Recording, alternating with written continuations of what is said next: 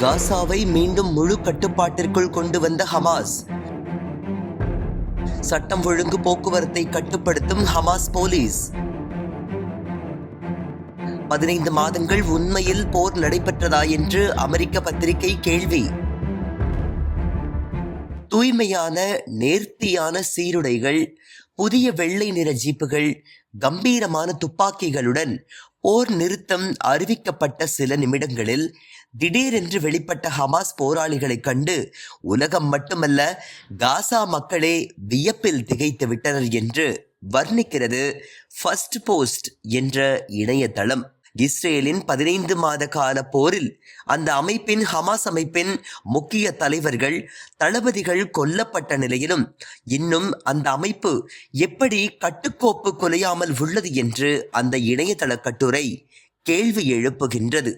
கட்டுரையின் சாராம்சங்களை சுருக்கமாக பார்க்கலாம். போருக்கு பின் காசாவை தங்களது தலையாட்டிகள் தான் ஆள வேண்டும் என இஸ்ரேல் விரும்புகின்றது.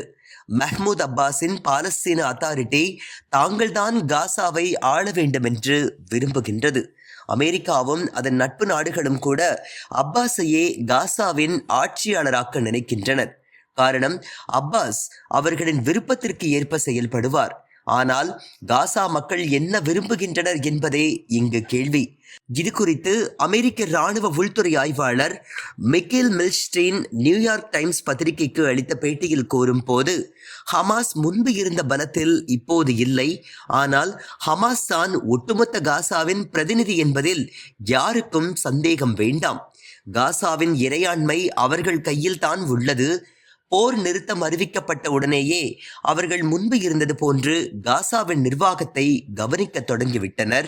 ஹமாஸின் போலீஸ் பிரிவு, சிவில் நிர்வாக பிரிவு அதிகாரிகள் அனுப்பப்பட்டு விட்டனர். போக்குவரத்தை சீர்படுத்துவது, கட்டிட இடிபாடுகளை அகற்றுவது, உடல்களை மீட்பது, நிவாரணப் பொருட்களை பெற்று அவற்றை விநியோகிப்பது, சட்டம் ஒழுங்கை பராமரிப்பது போன்ற அனைத்து பணிகளையும் மீண்டும் ஹமாஸின் நிர்வாகம்தான் செய்து வருகின்றது.